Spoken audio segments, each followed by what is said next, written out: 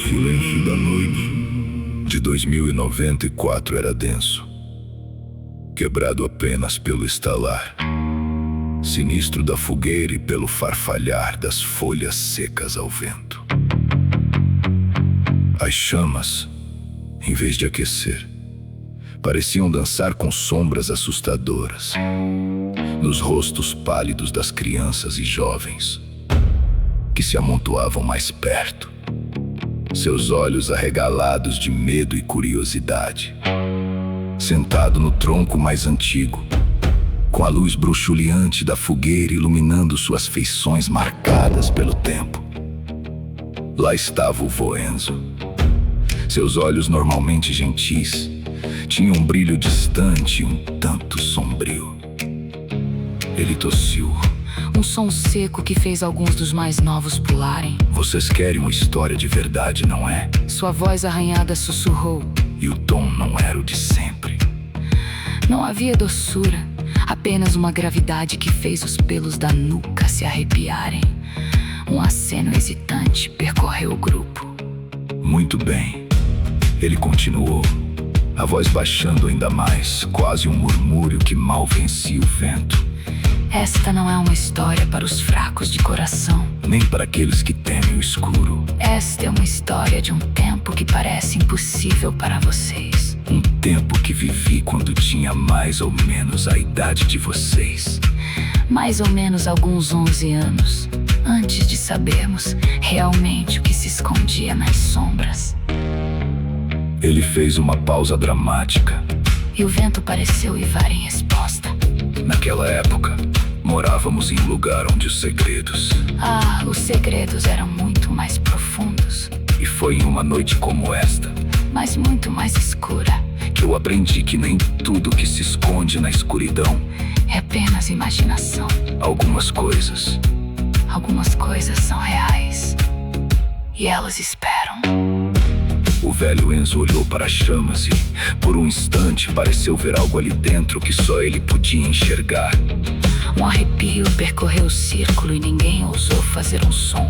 Naquela época, quando até o vento sussurrava com cautela, havia uma lenda, um pavor que gelava o sangue de todos no Brasil. Não era o lobisomem com seus uivos selvagens e sua forma bestial, nem o velho do saco com suas ameaças vazias.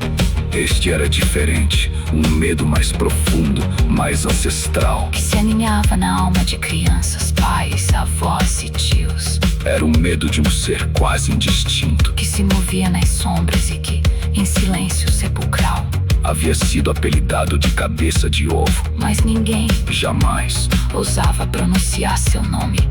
Era o inominável. Sua figura, quando visível, era um espectro coberto quase inteiramente por um tecido preto, tão escuro que parecia absorver a própria luz da noite. Nenhuma pele, nenhum rosto era discernível, exceto por um detalhe arrepiante: o brilho fantasmagórico de sua cabeça careca, que reluzia a luz pálida da lua como uma gema polida. Não se ouviam seus passos, nem sua respiração. Ele simplesmente estava. As crianças aprendiam cedo as regras do cabeça de ovo se, por um infortúnio, nenhum lampejo de luar, você o avistasse. O protocolo era rigoroso e instantâneo. Abaixar a cabeça, desviar o olhar e cobrir a boca com as duas mãos. Não era um gesto de reverência, mas de desespero mudo. Uma tentativa infantil de se tornar invisível, de não emitir som algum que pudesse atrair sua atenção. A crença era que o som, qualquer som, o atraía. Um pigarro, um riso, até mesmo o bater mais leve de um coração podia ser percebido por ele. Os pais, outrora figuras de autoridade inabalável, tornavam-se guardiões silenciosos de um pacto de medo. Cuidavam de cada palavra, até mesmo em sussurros distantes, temendo que qualquer menção, qualquer deslize, pudesse convocar a presença do inominável. As conversas noturnas eram pontuadas por olhares apreensivos para janelas escuras. As crianças eram recolhidas muito antes do anoitecer, trancadas a 7 chaves em suas casas, com as luzes acesas, na vão, esperando esperança de afastar a escuridão que o cabeça de ovo trazia. Havia histórias, é claro, Relatos sussurrados de boca em boca, de famílias que desapareceram sem deixar rastros. de crianças que ousaram olhar e nunca mais foram as mesmas.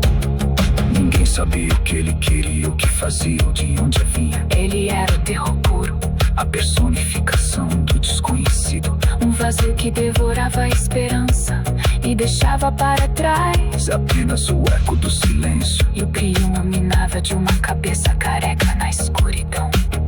E assim, a vida no Brasil seguia. Sob o jugo invisível, Do cabeça de ovo um monstro tão aterrorizante que nem mesmo o nome podia ser falado.